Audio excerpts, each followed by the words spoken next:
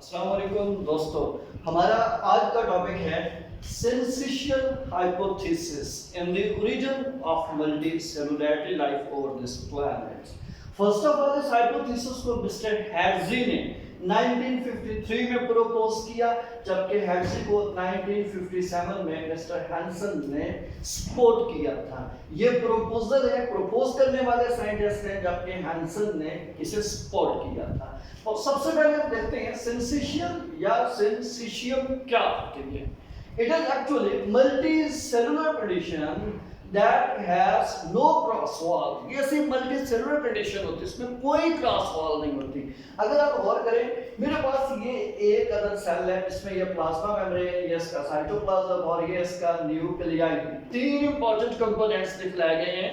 तो इस एक यूनिसेलुलर सेल के अंदर कोई क्रॉस वॉल नहीं है, कोई सेल मेम्ब्रेन आपको नजर नहीं आ रही बीच में से। इन न्यूक्लियाई के दरमियान कोई प्लाज्मा मेम्ब्रेन आपको नजर नहीं आ रही जो इसको काटे और काट के बाइसेक्ट कर दे, दो हिस्सों में डिवाइड कर दे और सेल को मल्टीसेलुलर के अंदर कन्वर्ट कर दे।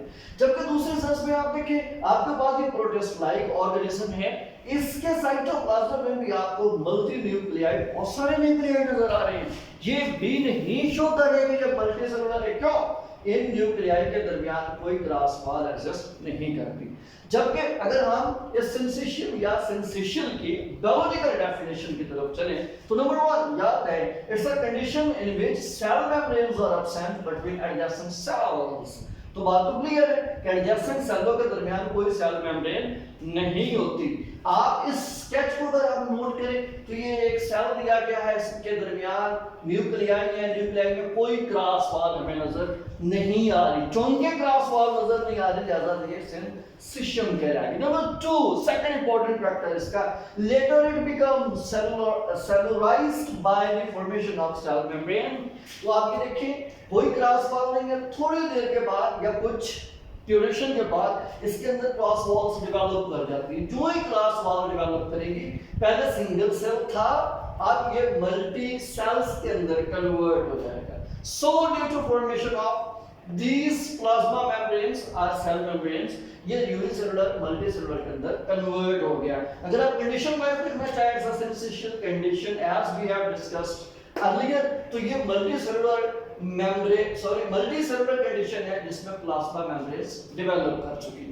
तो सिंसिशियल हाइपोथेसिस को सपोर्ट करने के लिए कॉमन एग्जांपल में मल्टीसेलुलर बायलैटरल सिलिएस, सो ये कॉमन एग्जांपल, ये इसकी आम सी मिसाल है। अगर हम सिंसिशियल हाइपोथेसिस की डेफिनेशन या स्टेटमेंट की तरफ चलें तो कहता है multicellularity could have arisen when plasma membranes formed within the cytoplasm of a large protist multinucleated cell। तो सादा अल्फाज में ये सिंसिशियल हाइपोथेसिस के तहत उस वक्त मल्टीसेलुलर ऑर्गेनिजम्स बनेंगे जब बड़े साइज के प्रोटिस्ट सेल के अंदर प्लाज्मा मेम्ब्रेन्स बनती हैं।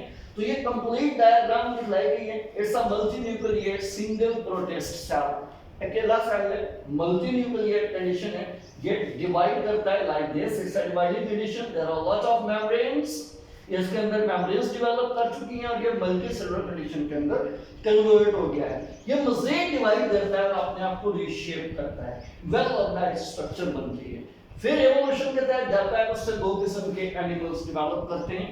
Number 1 bilateral animals, number 2 radial animals. लेकिन अगर आप गौर करें तो ये syncytial hypothesis mostly bilateral animals को सपोर्ट करने के लिए। क्यों? आपको इससे बायलैटरल एनिमल्स बनते नजर आ रहे हैं, कोई बीच में से मिसिंग या डिस्कनेक्टिंग लिंक नहीं है। जबकि दूसरी तरफ हम देखें, इधर रेडियल एनिमल्स भी बन रहे हैं, but they carry missing links in their evolutionary history.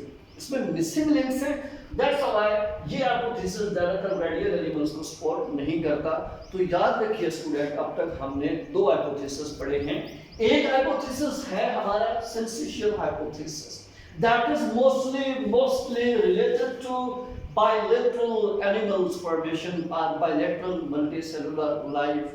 जबकि जो कॉलोनियल हाइपोथेसिस था वो मोस्टली रेडियल लाइफ की मल्टीसेलुलरिटी की तरफ हमारी रहनुमाई करता है। Thank you for watching my YouTube channel.